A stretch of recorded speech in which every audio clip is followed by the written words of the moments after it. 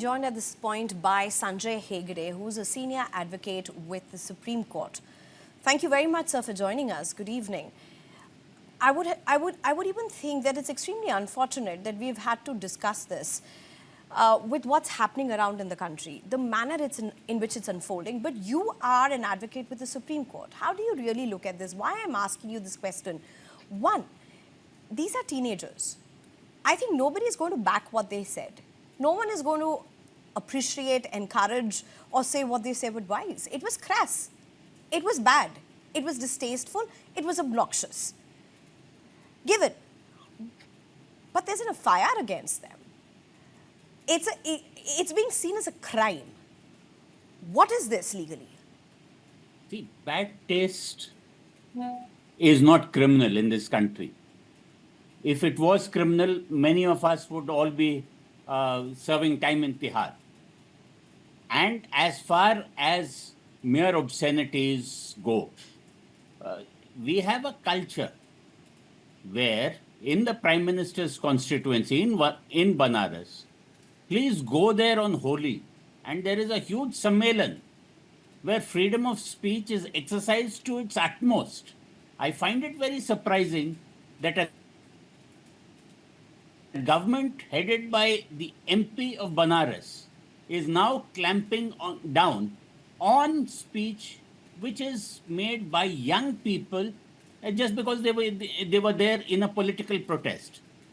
The speech is only an excuse to have a chilling effect on younger people, saying, look, you think you're getting funny?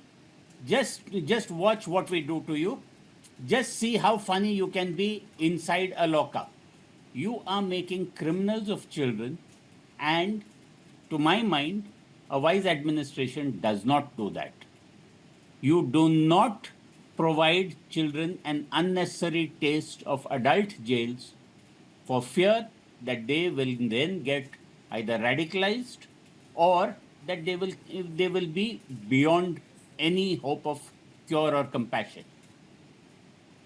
These are young girls. Now, please imagine a situation. Forget this particular case. If there was a schoolyard fight, and thereafter a young girl said something on social media, and then a whole host of people descended on that young girl, doxed her, put her details out in public, and in an organized manner bullied her, what would it be? It would be cyberbullying. If it led to any violence, it would be incitement. It is not just the momentary abuses hurled by this young girl. What has happened thereafter is much more criminal. You know, Mr. Hegde, there's also another concern. How does a 15-year-old girl get named as an adult in an FIR? Her age. It's hugely misleading, sir. I mean... No, not only misleading. No, just 1 minute. I have to ask you this question. Because I am here, and there was at a point, I thought this was an adult, and therefore the treatment of how the visuals of this girl gets used on screen is very different from when you handle a teenager.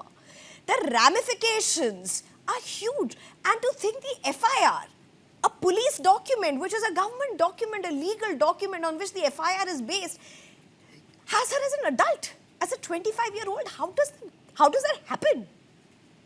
It happens because the police know the law. The police knew that as a juvenile, they could not arrest her. And it is therefore they deliberately added a decade to her age, possibly knowing fully well what her real age was, so that they could take her into custody, give her a taste of what an adult lockup was like. This is a situation which calls for an inquiry against the police station and the policeman who registered that FIR. Right. Mr. It is not a mistake. It is a deliberate attempt to get cute with the law. Mr. Hegde, coming back to, this young teenager, young teenagers for that matter. Any parent's instinct is to protect their child. Any parent's instinct. No matter how much the child has crossed. I mean, we are not saying justify the act, but instinct is to ensure that law is followed, but in the safest way possible for the child. And I think the law is intended like that as well. In this particular case, you've had now both these teenagers have to issue public apologies all over again on social media because they are being threatened, their families are being threatened. So one is obviously the obnoxious, distasteful videos that they put out. In one case, that girl did not even put it out. It was taken up by... Correct. And then you have public apologies that are now all over the place, and the truth is it's going to be there for life.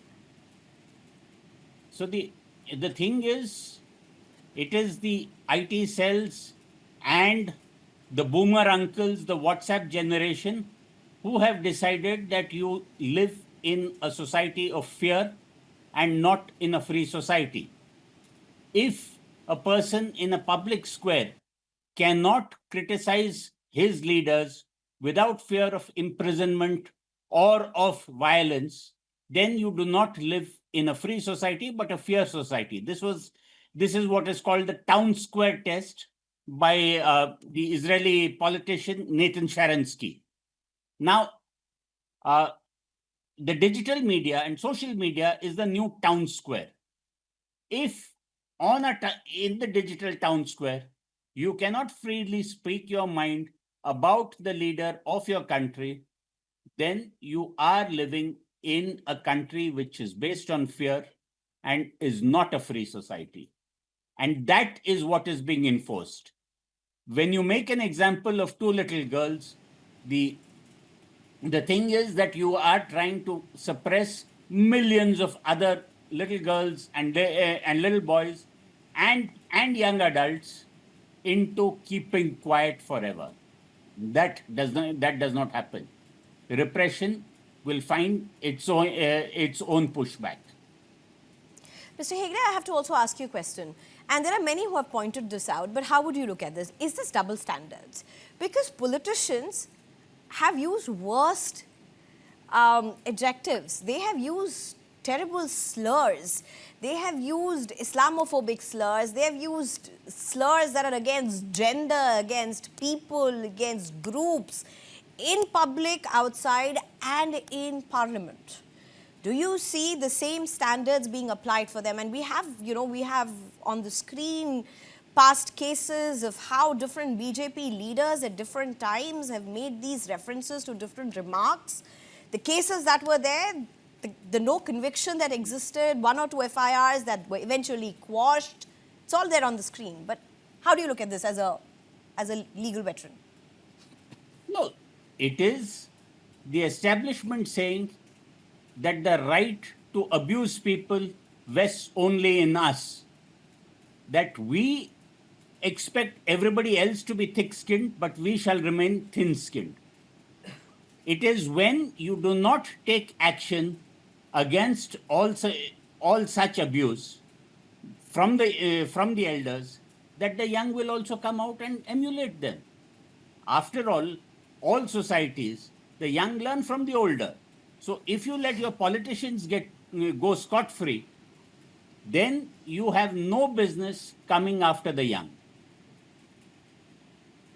Mr. Hegde, you would know this better. I wasn't that aware at that time, but I've heard that these kind of statements, public innuendos that have been made by even teenagers, is not a new phenomena. This has also been there at the time when Rajiv Gandhi was the Prime Minister during the older times. You would know this better. How would you see this in today's digital era? See, let's put it this way, that all these slogans, most of these slogans are not new, except the 56-inch one, right? They have been repurposed from older times.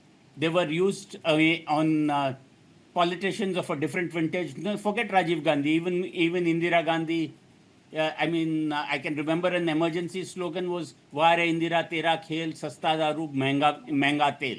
But that was economic. But there were much worse things that were said about Mrs. Gandhi being a woman. There are even today so many things being said about Pandit Nehru, which are absolutely not suitable for a family channel. In those days, you did not have social media, you did not have virality. Things which were whispered or which were chanted remained on that street front. Today, whenever you say something, if it is particularly catchy, it becomes viral all over. Everybody with a smartphone can access it. The power of the freedom of speech and the power of reach. These are two parts of the equation. And often it is not that the person who's making the speech is putting it out. As you yourself said, one of those protesters did not even put out her video. Somebody else saw that she was doing something catchy and put it out for his own purposes, his or her own purposes. Today, anything that you say is in which is within camera distance, is now in the public square. Maybe we should have rules on how to punish it or how to moderate it. But you cannot go after random perpetrators or especially juveniles and say that you have insulted a nation. This old game of Manishankar Iyer called me a chaiwala, that has to cease. Mr. Hegde, thank you so much for joining us. Thank you so much. And we just hope that this culture of doxing doesn't really penetrate deeper into people who are really not, who are just teenagers. And again, as I say, as a channel, as anybody who's sensible, we will never back what was said. But there's a line which also gets drawn in how action is taken. Mr. Hegde, you want to say something? No, I was remembering, we don't need no education, we don't need no school. No dark sarcasm in the classroom. Teacher, leave them kids alone. Mr. Hegde, thank we you used so to much. sing it.